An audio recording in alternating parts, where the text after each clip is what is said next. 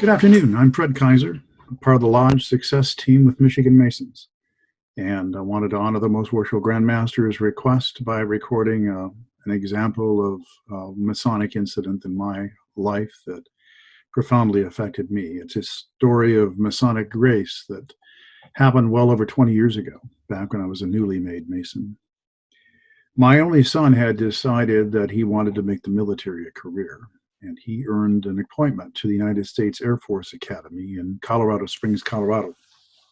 While there, he and a number of cadets met up with a gentleman by the name of Victor Sestakis, who turned out to be a Mason.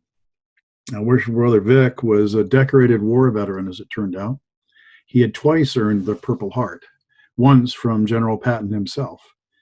And he served later in both Thailand and Vietnam, and there he earned a Bronze Star. And he retired after a very long career as a lieutenant colonel in the United States Air Force, back when it was started out as the Army Air Corps. So Vic bridged that time period during the Army Air Corps, becoming the United States Air Force.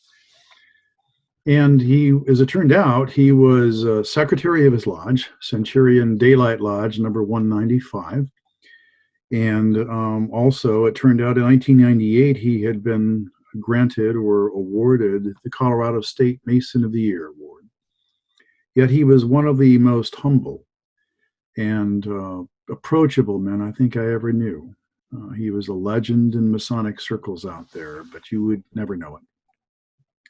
My son asked for a petition, and as it turned out, he was part of a group of cadets that had gone through the degrees, and they were at this time to receive the Master Mason degree through a courtesy degree at a lodge south of Colorado Springs. I believe it was Pueblo Lodge.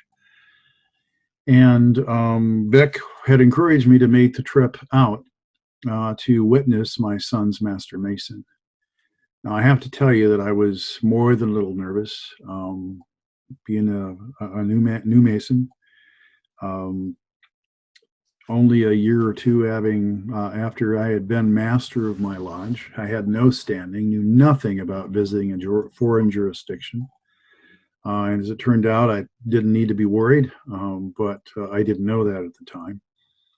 And another Mason that accompanied me was a gentleman by the name of Worshipful Brother Gerald Steinert, who was a several-time past master of Berkley Lodge, eventually became a DDI, served as a Board of General Purposes representative, and had been a mentor throughout my Masonic career. He was, I guess you'd call it, a traveler's traveler from both his personal and his professional career. And he agreed to go with me. Now, this was special because Jerry had only met Fred a few times when Fred was back during breaks and so forth. And before Fred was eligible, frankly, to become a Mason in the state of Michigan.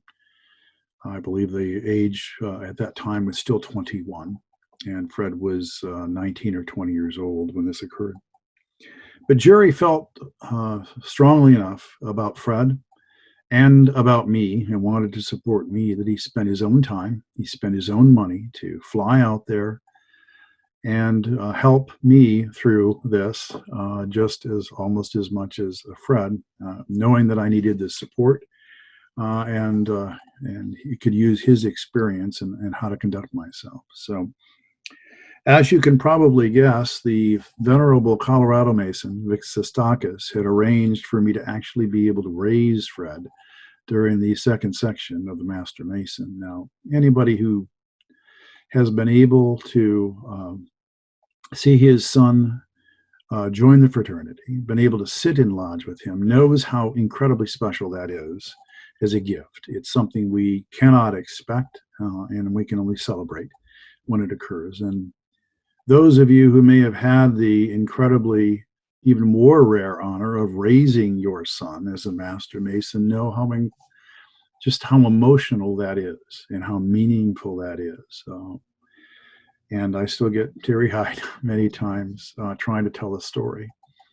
But it was the grace of these two venerable men and Masons in my life that made this experience even possible.